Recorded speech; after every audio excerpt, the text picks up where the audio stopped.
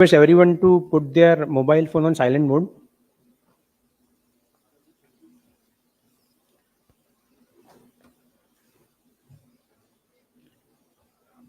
Good morning, everyone. On behalf of Adani Enterprises Limited, we thank you for taking out the time and joining us today for the press meet for the announcement of the company's forthcoming NCD issue. Before we begin, I would like to introduce the management and the distinguished guests who would be addressing today's gathering. From the company, we have with us Mr. Robbie Singh, Group CFO, Adani Enterprises Limited, and representing the lead managers, we have Ms. Hani Jalan, President, Investment Banking and Credit Solutions, Trust Investment Advisors Private Limited, Brajesh Jasalmeria, Director, AK Capital Services Limited, and Mr. Prakash Sharma, Head, Debt Capital Market, Nuvama Wealth Management Limited. Post the presentation, we will welcome the questions.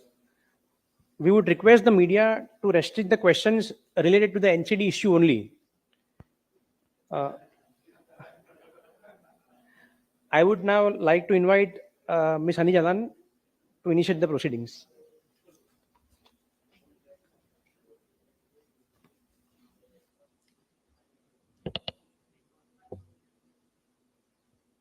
Thank you. We welcome everyone on behalf of Adani Enterprise and the lead managers to the issue for the press meet. We are looking at an first debt IPO of Adani Enterprises Limited, which is a secured, rated, listed, redeemable, non-convertible debentures issue, which will be opening on September 4th and closing on September 17th. The lead managers to the issue are Trust Investment Advisors Private Limited, AK Capital Services Limited, and Nuvama Wealth Management Limited. Let me just run you through a little bit about Adani Enterprises Limited. So Adani Enterprise is the flagship incubator of the Adani Group, which is amongst India's top business houses with a focus on energy, infrastructure, and innovation.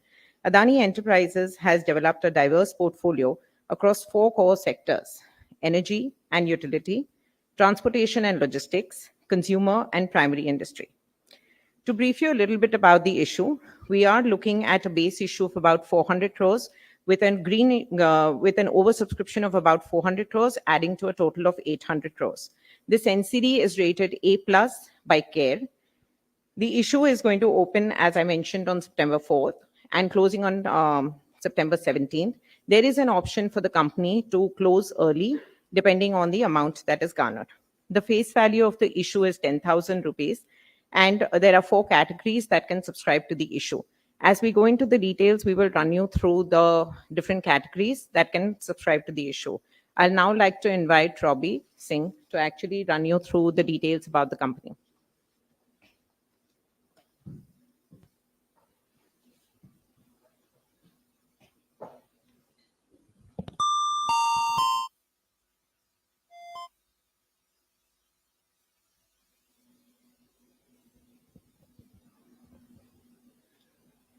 The moderator said the media should only restrict questions to this NCD. I'm a free speech absolutist, so we'll stick to the disclosure norms, but please feel free to ask anything you want to.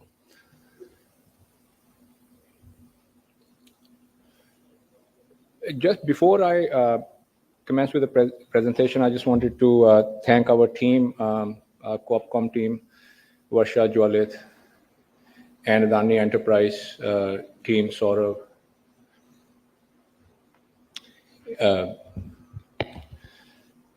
Sanjoy, and our lead managers for being here, and plus you taking the time to come here. In case some of you are wondering why we want to do this in Ahmedabad, Adani Enterprise is India's leading infra incubator. Ahmedabad is its home. If we ever do anything in Adani Enterprise, it will always be done from Ahmedabad. So thank you for being here, and thank you for being part of something which will be a long-standing tradition. As Hani mentioned, Adani Enterprise is an incubator of infrastructure assets, broadly in two areas, one being energy and utility, the other one being transportation. So I wanted to lay the context for the media that is present as to why these two areas. So if you look at India from a global context, then in India, on average, an Indian person consumes roughly 1,300 units of power. The global average is approximately 3,000 units, and some country like China is 5,000 units, and a country like US is roughly 10,000 units.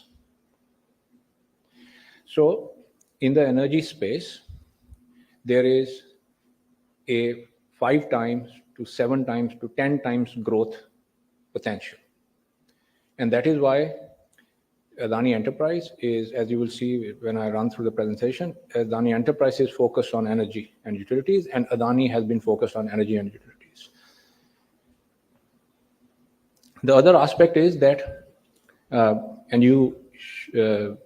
I would encourage you to check this, that India has logistics costs in India's GDP equal roughly about 13% of our total GDP. And say a country like US, the logistic costs in the US GDP are roughly 7% of their GDP. So India is paying, and our consumers are paying, roughly $400 billion, putting it in context of rupees, 320 lakh crore rupees of extra costs. And that is why we want to invest in logistics. That is why you see that we've invested in ports, we are investing in airports, investing in roads, which is currently part of Adani Enterprise. So with this context, that the context you have is to why energy and why transport and logistics. The third aspect is that you will see there are areas around this core of energy and logistics.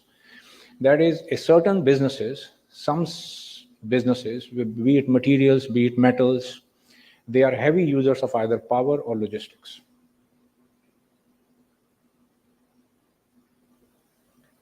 So if you look at say something like cement, or then cement, the manufacturing part of cement is 20 rupees out of 100, 80 rupees is energy and logistics and distribution. If you look at metals like copper or aluminium, then roughly the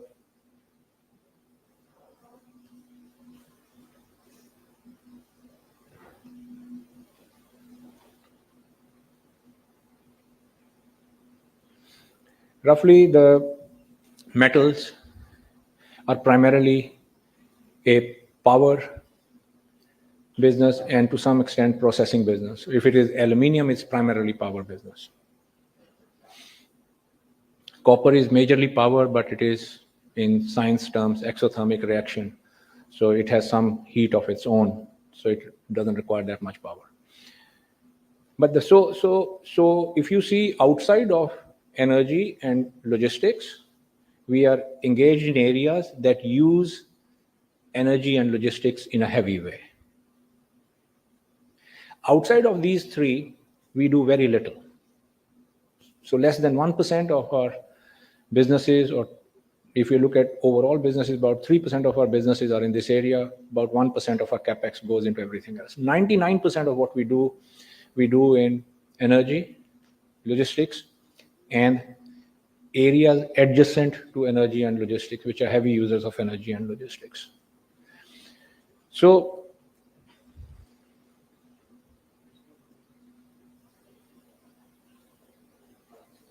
this okay, see that. This one.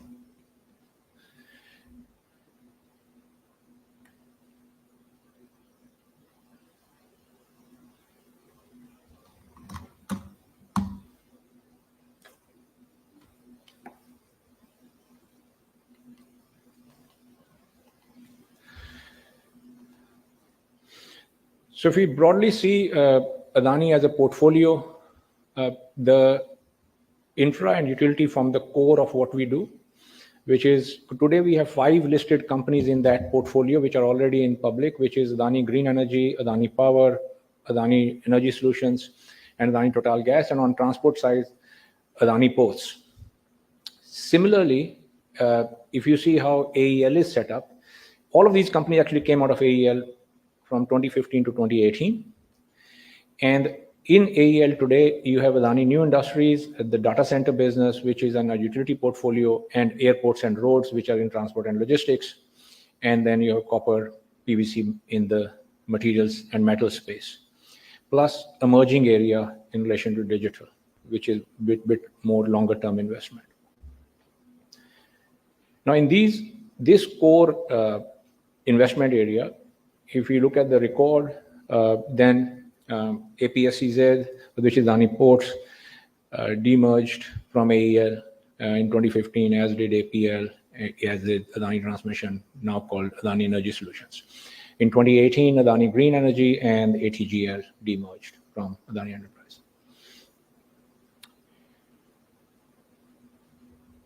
Today, as we go forward, the basic business model remains the same, which is to have the focus on the utility space with green hydrogen. And that is now why this area of renewable power, because we have Adani Green Energy also, Adani Energy Solution also. Why focus on this? Today, India's energy chain is not indigenous. Energy is primarily imported, and therefore, when you import something, it comes with geostrategic consequences, it comes with security consequences, it comes with supply chain consequences, it comes with foreign exchange consequences. So we believe that with the advent of sustainable power, sustainable energy, we have an opportunity for the first time in India to indigenize our energy chain. And that is allow our industry to compete globally with indigenous cost of energy, which today, even our small companies have to effectively price their energy at the level of global markets and effectively pay an FX cost, foreign exchange cost, or US dollar cost of energy. As we indigenize the chain, the cost becomes rupee, and therefore that consequential benefit will accrue to the Indian industry. And we believe this will be a significant change that occurs in the Indian industry landscape as our energy chain become indigenized. On the airport and road network developments that we have, they are related to the logistic structures of India and the advantage that we have as we optimize the logistics chain to take away the $400 billion worth of inefficiencies in the Indian logistics market. So if I were to give you explain this in a slightly different way, today we are already paying $400 billion as consumers for this inefficiency. Let's say the cost of capital is 10%. That means we can invest $4 trillion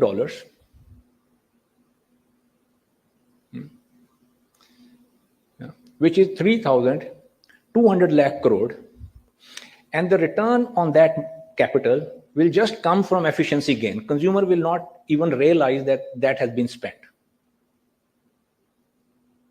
Indian businesses will not realize that they have this infrastructure because the cost will not go up. And that is why our story of investment, Adani Enterprises' story of investment, is a story of wealth creation that would be unparalleled in modern history.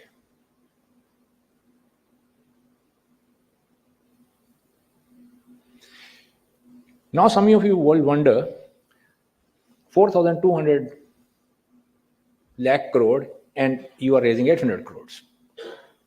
Now, why this question? Why?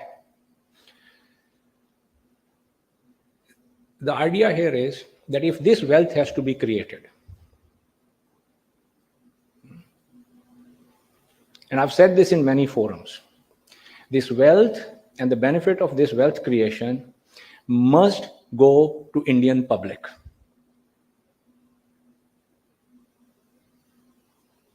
This is our small start in public debt securities to allow individual shareholders, individual investors to participate in debt securities where the return on that security will exceed any fixed deposits return that they will have. And therefore is higher return on the same capital in a secured environment. An environment that will continue for the next 20 years, 25 years. One generation of investments will continue in the core of India's energy and logistics space.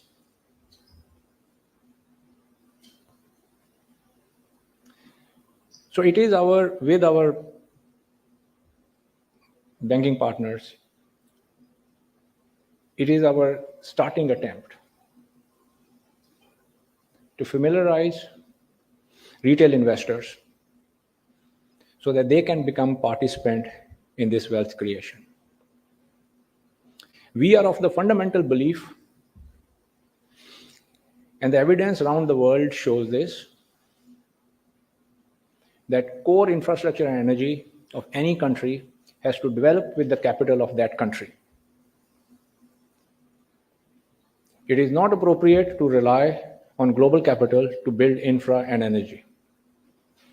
The benefit, our infra and energy assets must be owned in majority by the local people. The wealth effect of infrastructure and energy must remain in majority with Indian public. And so right across the capital chain, we will introduce products, we will continue to enhance these products so that the Indian public can participate in a meaningful way. So that's the reason behind starting the way we've started.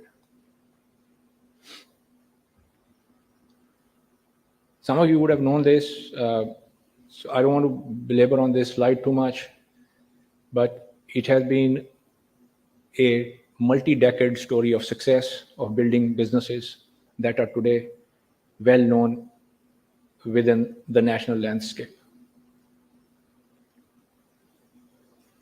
Needless to say, they've also created significant amount of wealth, significantly above what the Indian stock market indexes have earned over that period.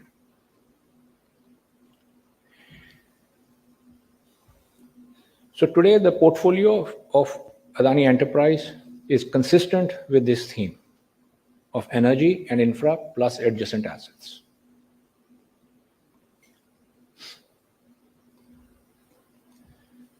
From a business point of view, we'll go through the utility businesses first. So Adani New Industry, which is a green hydrogen ecosystem, it is modular in nature. So what it means is that why it is modular, it is that we want to build the core energy extraction system. So in the green hydrogen ecosystem, the main cost element is at what cost do you extract the energy and how you extract the energy. And to extract the energy, you need modules and wind turbines and electrolyzer at certain price. And our first step was to ensure that the module cost, the wind turbine cost, and the electrolyzer cost are known, predictable, and clear. To do that, we have to create this whole ecosystem from ground up, which we have now created. This is hugely profitable ecosystem by itself. It's in the numbers I can answer in Q&A, but that's across 3 chains, which is final product of module, which all starts all the way from foundry, which we will do over the next 3 years, but ingot wafers, then modules, and ancillary infrastructure as well, which is now up and running at Mundra. Wind turbines are important. A lot of people make wind turbines, but the key in wind turbine is that you need the type of wind turbine that is suitable for the specific market. Today, the wind turbines are made primarily by Gamesa, Siemens, etc. They make wind turbines primarily suited to European and US market, and therefore we needed specific type of wind turbine. For example, the 5.2 megawatt onshore wind turbine, which nobody made in the world. So we had to develop that because that is required under the wind pattern of India onshore to extract the wind energy in the most efficient way.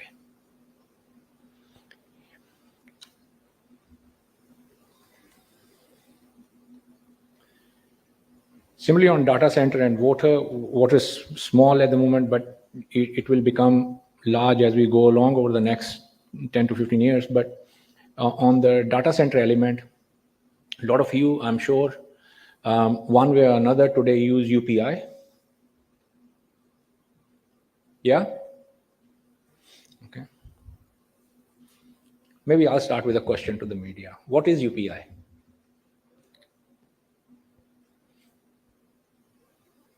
Okay.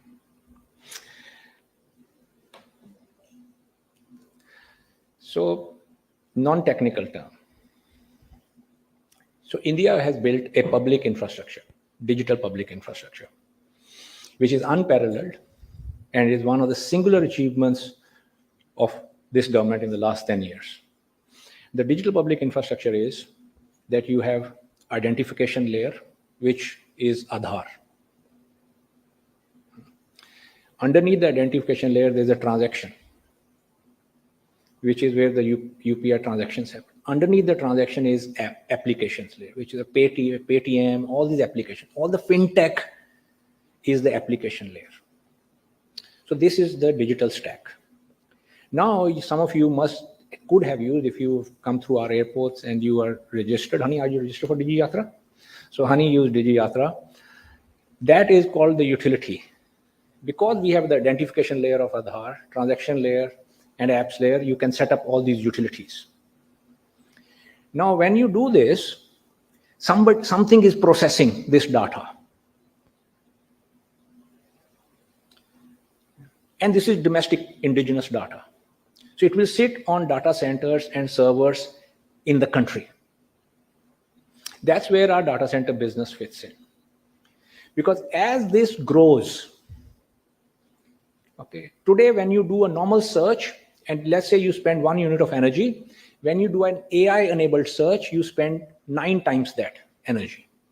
So that energy is consumed by these data centers because of the processing of the data. So when you do Digi Yatra, you show up, it checks against Aadhaar. It can automatically also verify how you've done your banking, etc. It can clear the security. Yeah. All of that processing power requires analytics and data. And so therefore, this is just a start. Data centers will be one of the core users of energy going forward. And India's energy requirement will be higher than what it would normally had been if you were just following the trajectory of energy, because data center is nothing but like an aluminium plant. It's energy only.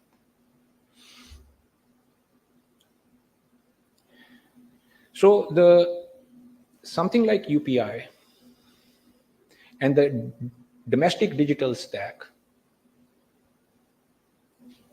is propelling the data center business, and therefore we believe that is a business of the future to support the continuing development of the public digital infrastructure in India.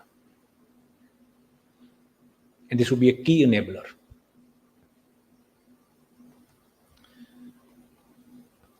Airports and roads, as I mentioned, is largely plugging in the gap of the logistics inefficiency.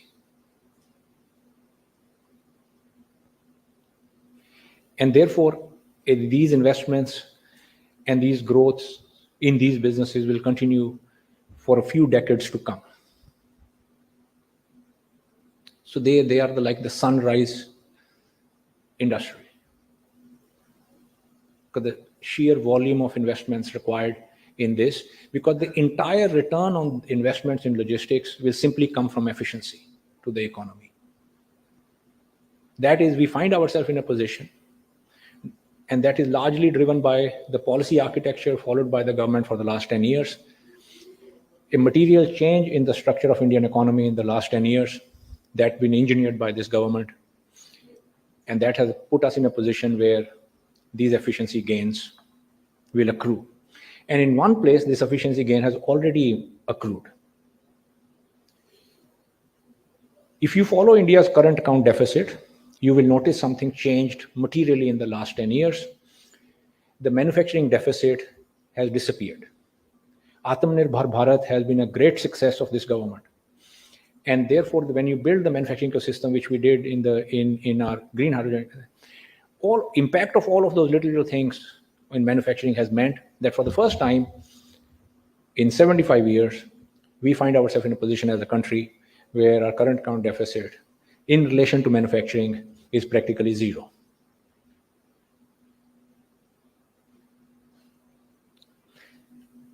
So if we, which with AEL does, which aligns closely with the domestic needs,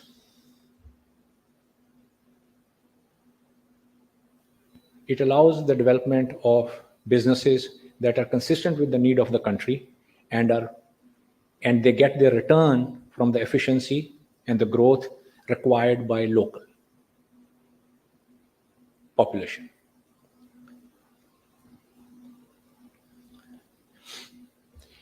Metals and materials simply serve these industries, and so therefore we have investments in this area that is largely to support, develop, enhance, de-risk the core energy and logistics space.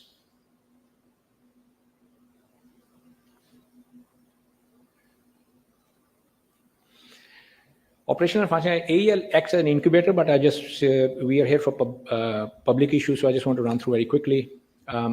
Although we don't internally track P&Ls, because our main focus remains on development of new businesses. But nevertheless, on consolidated basis, P&L is reflective of the nature of the underlying businesses. It has been consistently upward trend. Today, our EBITDA, just as a aside, AEL's EBITDA itself is broadly similar to or greater than the entire Adani Group's EBITDA of around 2014-15, sort of. Yeah, 2014-15. So there's a lot of progress. All of this is cash flow that is backed by rock solid embedded businesses in the local economy. Green hydrogen manufacturing ecosystem, airports, roads, etc.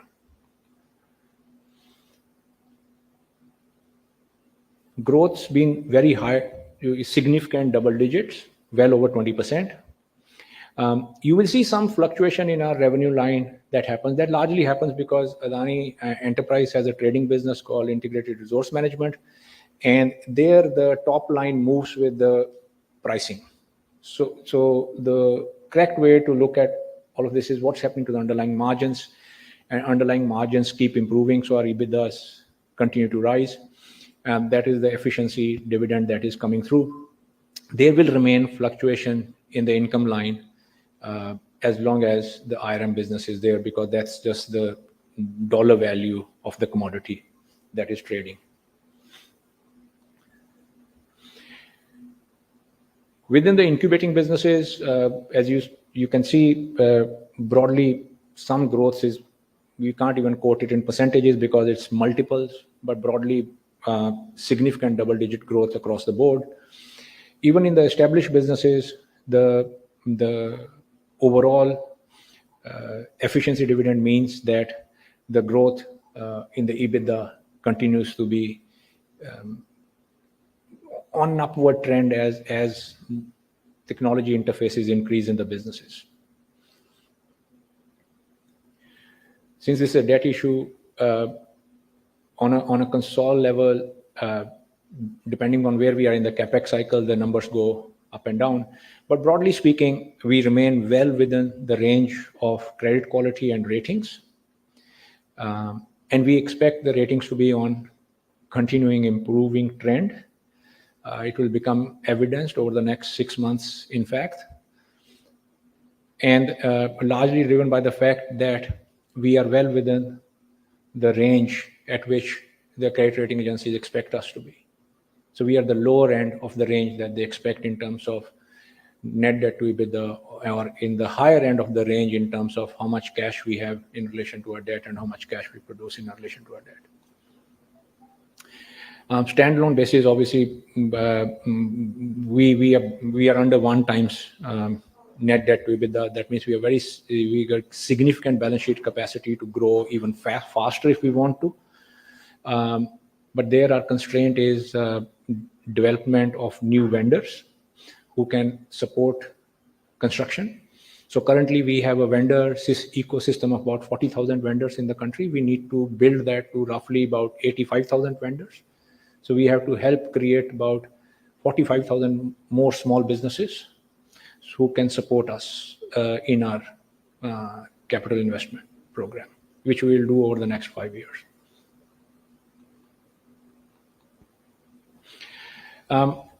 Sometimes, the questions comes in relation to environmental, social, and governance. Needless to say, it remains a central feature of what we do.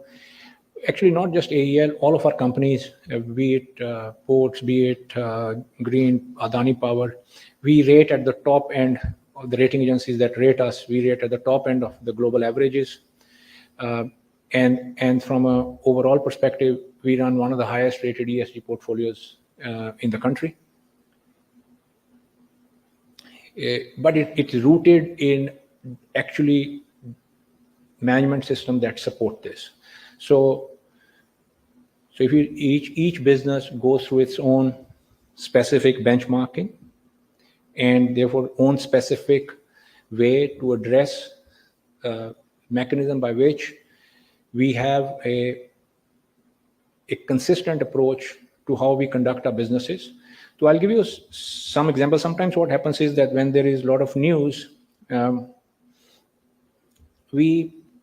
your job is to get excited with news, but our own COPCOM team as well get excited. But just to give you a context, we operate at 416 large locations in the country where we have large businesses. And if we count small parts, we are roughly 1,000 locations. Let's assume some manager, some person, some executive for Adani Group in those locations were to make one mistake a year. You will have 1,000 headlines about us.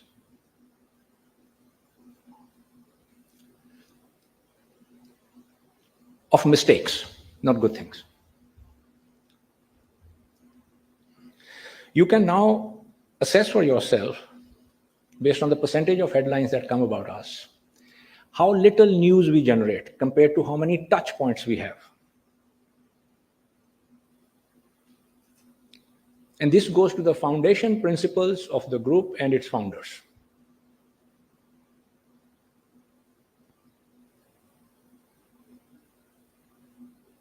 We internally have a concept which we call differentiated and many P&Ls.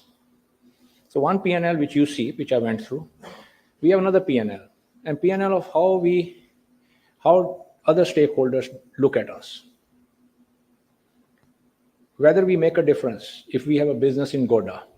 What were Goda's economic indicators when we went there, and what are Goda's economic indicators today, now that we are there?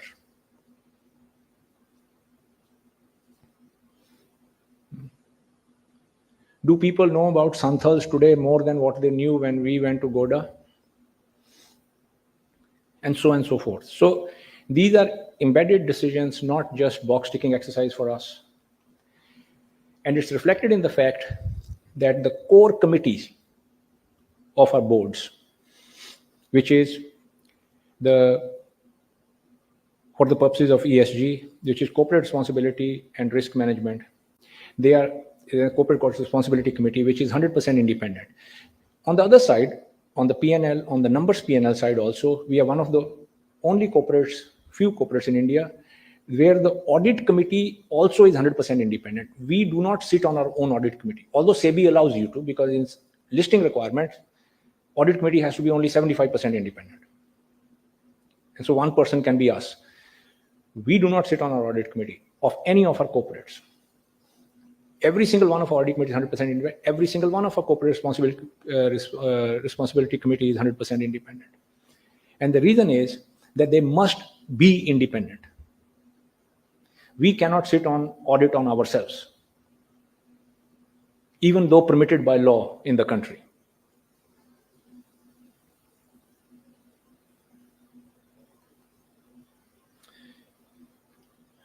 So with this background, the really important part, so I hand over to Hanijala. Thank you. Thank you, Rob. Thank you, Robbie. And I think now let's come to the main part in terms of the NCD issue that we're having this conglomerate go out for the first time in the debt IPO space. To run you through the issue details, it's a secure, rated, listed, non-convertible debenture issue. It's a base issue of 400 crores with an oversubscription of about 400, aggregating to a total of 800 crores. It is broken up into 3 tenors, which is 24 months, 36 months, and 60 months. The coupon payments options are available to the investor, which is on a quarterly, annual, and cumulative basis, which is segregated into separate strips, which we'll run you through later. There is a security cover of 1.1x of principal and interest amount total. It is rated CARE A+ with a positive outlook, which I think Robbie's spoken about. The NCDs will be listed, and this will be on BSE and NSE. BSE has been appointed as the designated stock exchange depositories. The depositories are NSDL and CDSL. The taxation is subject to the investor, whoever is holding. The use of proceeds is for general corporate purpose and prepayment or repayment of debt in part or full. The issue opens on September 4th and closes on September 17th. As I mentioned, there are about 8 series that we are offering, which is across 3 tenors, which is 24 months, 36 months, and 60 months. As you can notice, we have in 24 months 2 options, which is annual and cumulative. And in 36 months, there are 3 options, which is quarterly, annual, and cumulative. And in 60 months, you have the same series, which is quarterly, annual, and cumulative. The interest rates range from about 9.25% for a 24 months, 9.65 for a 36 months, and 9.9 for a 60 months. This is what I've spoken to you on the annualized levels. The redemption amount on maturity for NCD holders is the minimum amount that we have given here, and the maturity is on the dates of the redemption. There is no put call option, so you hold till maturity. The face value or the issue price of the NCDs is 1,000 rupees. This is in minimal, the minimum application amount is 10,000 rupees and in multiples thereof. This is defined as a secured instrument. There are 4 categories of investors who can participate in a debt IPO. The category 1 are institutional investors, as we call as qualified institutional investors.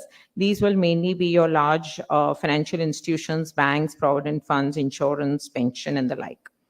Category 2 are non-institutional investors. These are companies which are defined mainly corporates, which could be statutory bodies, cooperative banks, and many of the others. Category 3 are the main sort of segment as we call as retail, which is category 3 and category 4. Any investment which is beyond 10 lakh rupees is classified under the HNI category, and below that is under the retail institutional category. In the retail institution also, there is a limitation to the minimum, the maximum amount that one single retail investor can apply. This is a broad breakup of the debt IPO allocation. So the institutional investors' participation allocation is about 10%. The non-institutional investors, which is category 2, is 30%.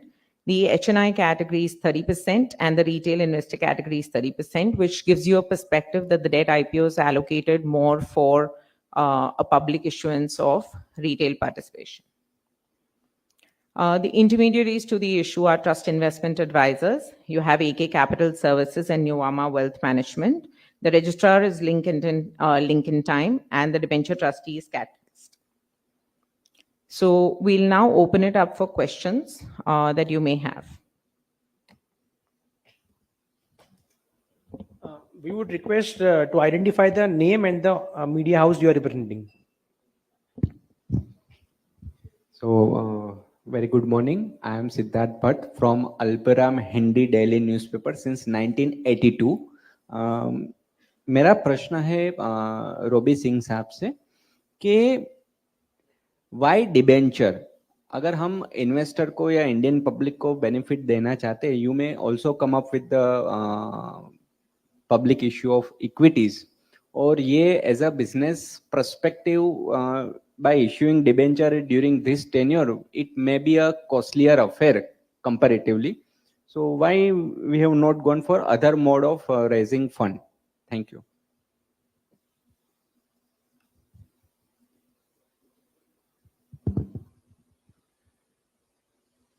See,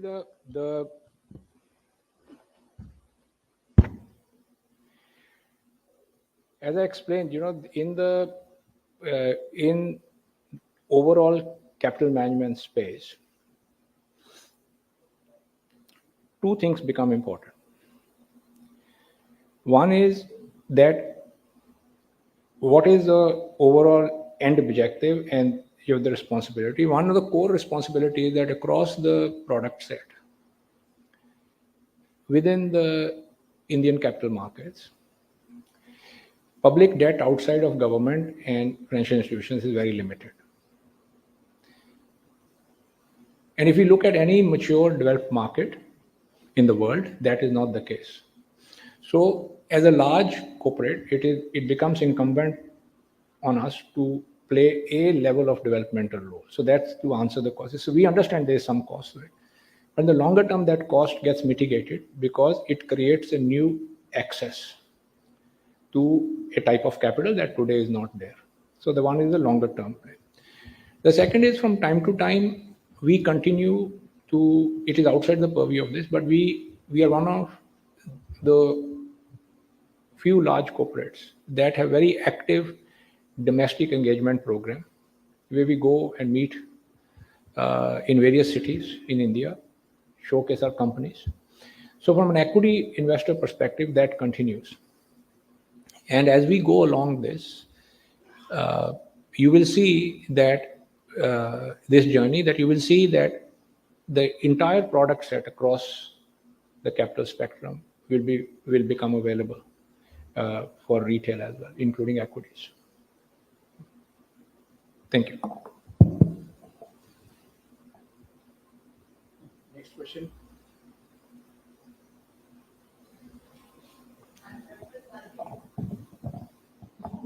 I'm Rafat Kadri. I'm editor of Bilkul Online, an English business and lifestyle portal. I have two questions. Since you allowed free speech and you're open to questions, I'm not asking any serious questions, just making it light. How is the Josh? My first question is.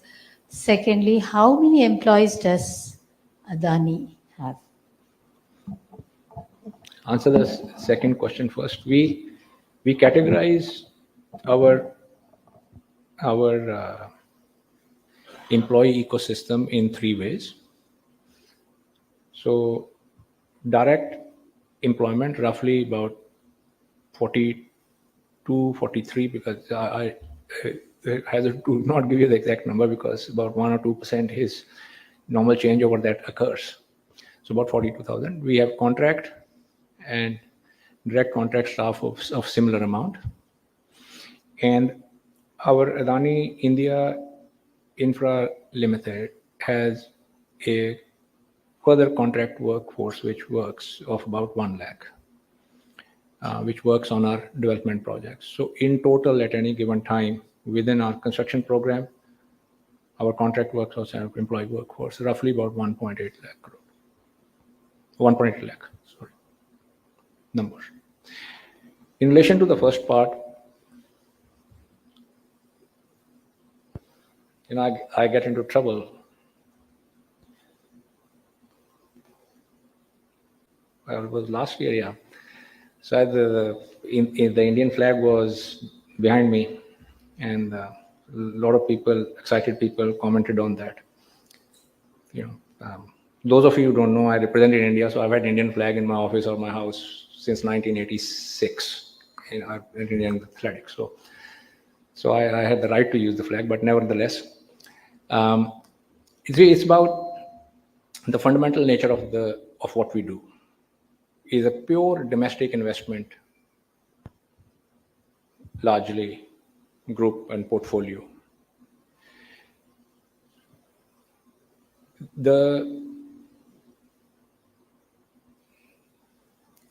We find ourselves in times that is the time of India.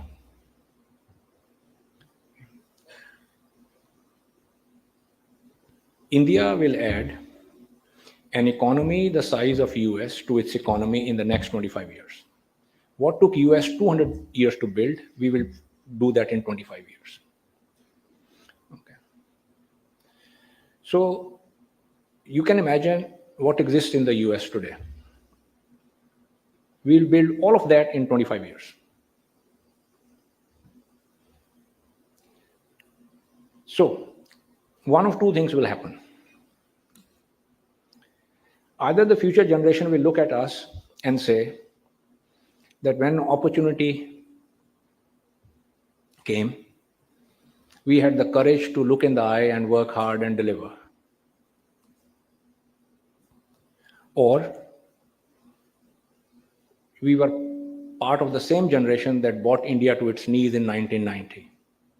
I'm of the opinion that this generation of India will not let India come to its knees like it did in 1990.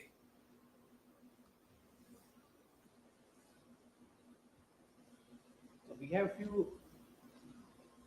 have few online questions. Am I audible? Yeah. Yeah. So the first question is from Divya Patil from Bloomberg. Where do you expect the demand coming for the public bond issue? That's because institutional investors like insurance can't invest in corporate bonds rated below AA, while mutual funds may choose the company's equity as returns may turn out to be much higher. What factors will pull or draw the HNI and retail investors to invest in the issue? Can I address that? Sure. Yeah. So Hani can address. I think as lead managers, let us give you a perspective. I think the Indian debt markets is growing dramatically, and a lot of retail and HNI customers participate in debt today from an allocation of investments that they make. And today, companies like Adani Enterprises and the others that we are seeing are good investment avenues and opportunities for retail investors to get a return, which is a fixed return on an ongoing basis. So you will see the reason why a debt IPO is being done, and the allocation that we have done on this issue is also 90% for retail, HNI, and corporate, and 10% for institutional. So you're absolutely right that the issue is targeted towards corporates, HNIs, and retail category. We do expect a fair bit of interest in these three areas than as compared to an institutional segment. I hope that addresses. Yeah. The next question is from Dilip Davda, contributing editor, chittorgarh.com. What will be your take on such issuances going forward? Considering the size of operations of the company, will this fundraising suffice your needs? And will your group companies follow the trends going forward? I think as a policy perspective, we don't do anything in an episodic manner because we certainly find ourselves that we need capital. Okay? That would be complete dereliction of duty. Overall, it's a part of a capital management planning, and as part of that planning, a small starting step is being made to develop a market that is not fully developed in the country, and we believe that it is market that we should develop, and that is being driven from that point of view. It does not alter or materially change the structure of our capital management planning, this specific issue size. Overall, development of domestic capital market is an important ingredient for us over the next 10 to 20 years. So we want to make sure that it develops properly over that period. Thank you. So we have a couple of more questions. The next is from Dharam Dutia of Reuters. Will we see other Adani group companies tap local bond market in coming months? Would it be private placement or public issue? Any plans for tapping dollar bond market? So a part of that you have already addressed. I mean, as not as AEL CFO, as group CFO, I know, but that's not at liberty to disclose in this conference. Sure. And one question from Krishna Merchant. Okay, so it's more or less same, sir. Whether it will be from the other group companies, such issuances. Krishna also knows, so because I know Krishna, so the same answer there, that we not in this conference that we can talk about this. Any more questions from the audience sitting here? Yeah. You can identify yourself. Yeah. Yeah, good morning. My name is Sunil Raghu. I work with Informis Media. A couple of questions. Say 2-3 years ago, when we had a conversation, the focus of the group was to switch domestic debt to foreign debt because it was cheaper. So has something changed? Are we going to tap more of domestic market now? And second thing is, we were talking about bringing out series of IPOs. If you remember, for airports, roads, will those come, or would we stick to just raising the debt now? I think to an answer to your first question, I think maybe we should clarify. There is no the capital is not set up because there is something available for 7% and something available 7.5, so you go 7. Capital structure of a business is set up on the nature of that particular business. So we are in infra businesses. In infra business, we have to have certain type of capital that is consistent with the long-term nature of underlying contracts. Okay. So when we look at to match what is called the duration of the underlying businesses, to match duration risk, then we need to issue 20-year paper, 30-year paper. Okay. Doesn't matter who you are, the 20-30-year paper is not issued. We were the first ones to issue 20-year paper in India. We were the first ones to issue 30-year paper. Although that by default has to be issued in the global capital markets. It's not a rate thing. It's the duration risk matching. Because the duration adjusted risk cost is the main thing. We want to remove duration risk from our contracts because we have long-term contracts, so we can't have short-term debt. So the main objective is how you match the duration. That starts from there. And then you progressively keep filling the gaps. So part of it will be global long-term capital, part of it will be domestic short-term capital, part of it will be bank debt, part of it will be long bank debt.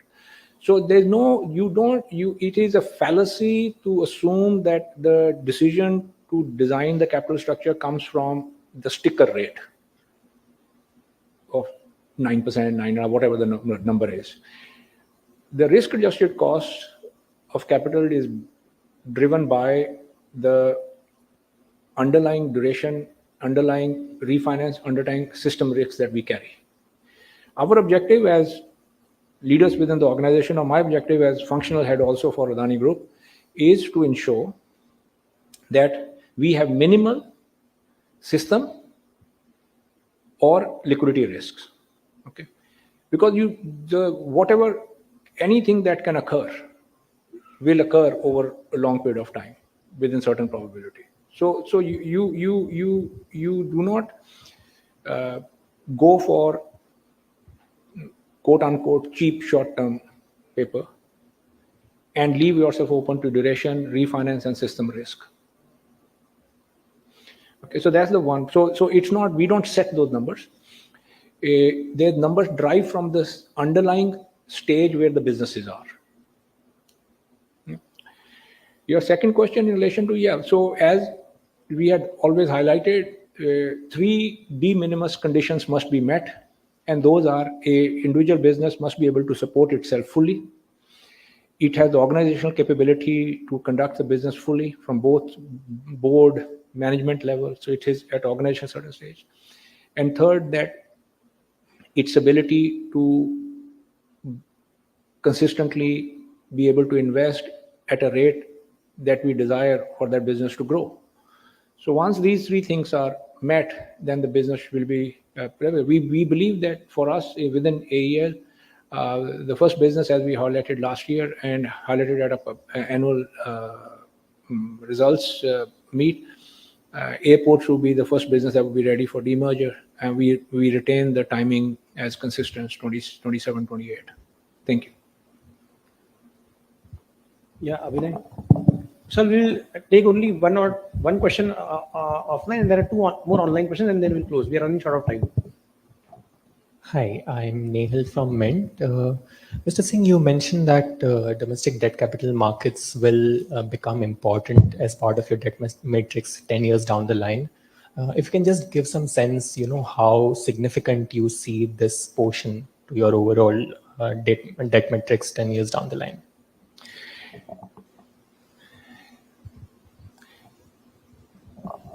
See, again, the idea is not the particular instrument class.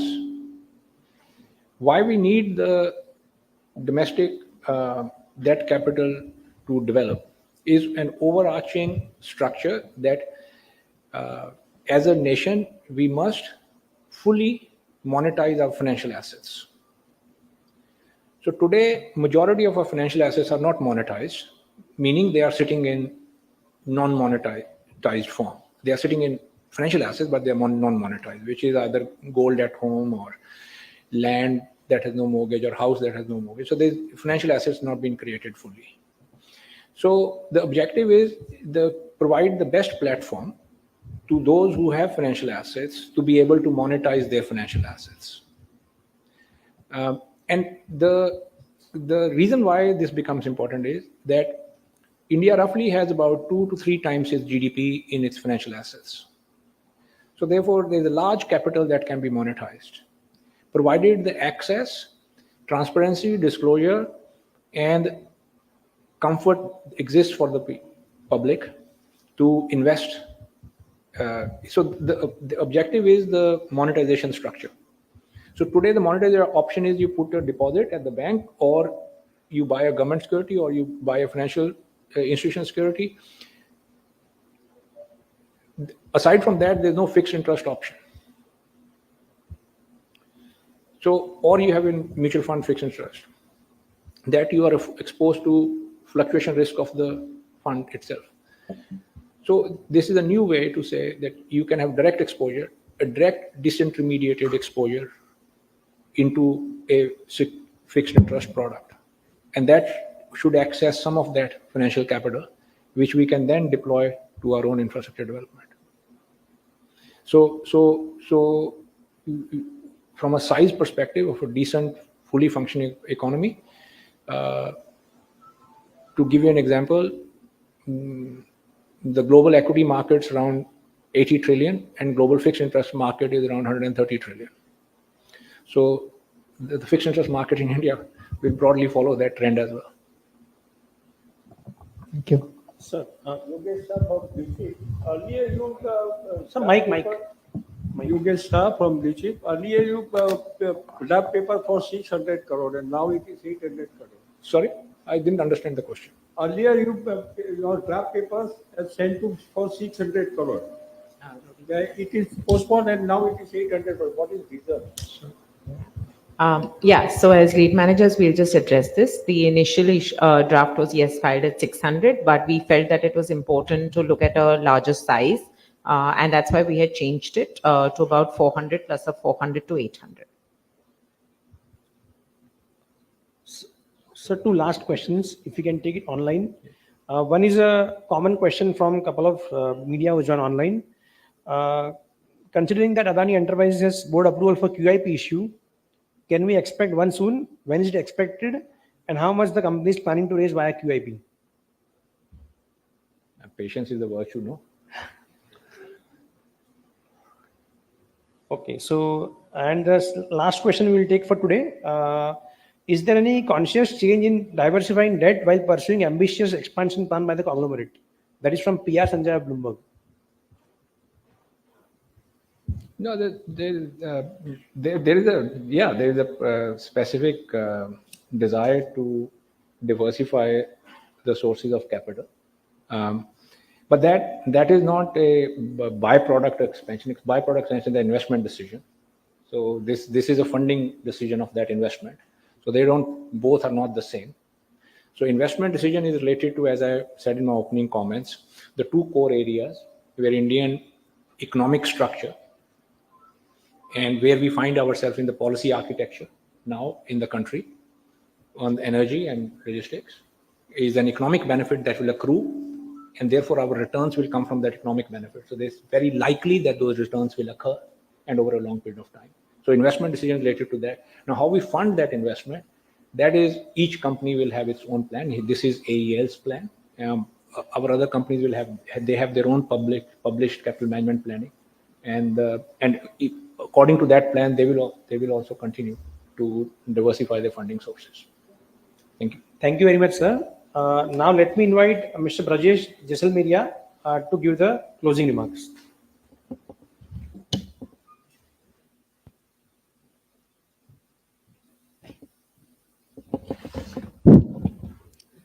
So, hello everyone. I think we had a great session. We had a great insight from Robbie for the company side, and Hani gave a great insight on the issue structure and coupon side. So, on behalf of management, lead managers, we thank you all. And to just summarize the issue and the company details, I would just highlight few things more. Adani Enterprise Limited is part of Adani Group, which is among India's top business house. It is one of the largest incubator for the new businesses in terms of energy and utility transport. Over the years, the company has incubated sizable and scalable business and successfully listed them. So I think few questions were there regarding this, including by the way of demergers and Adani Port and Special Economic Zone, Adani Power, Adani Green, etc. To summarize on the issue side, this is the maiden issue of Adani Enterprise Limited. First issue, 400 plus 400 is the size. 3 categories, 3 series with 8 categories over there. 24 months, 36 months, and 60 months, with coupon ranging from 9 quarter to 990 YTM levels. The issue is opening on 4th and closing on 17th. The issue would be made on first come first basis with other options. So thank you everyone, and have a great time. Thank you.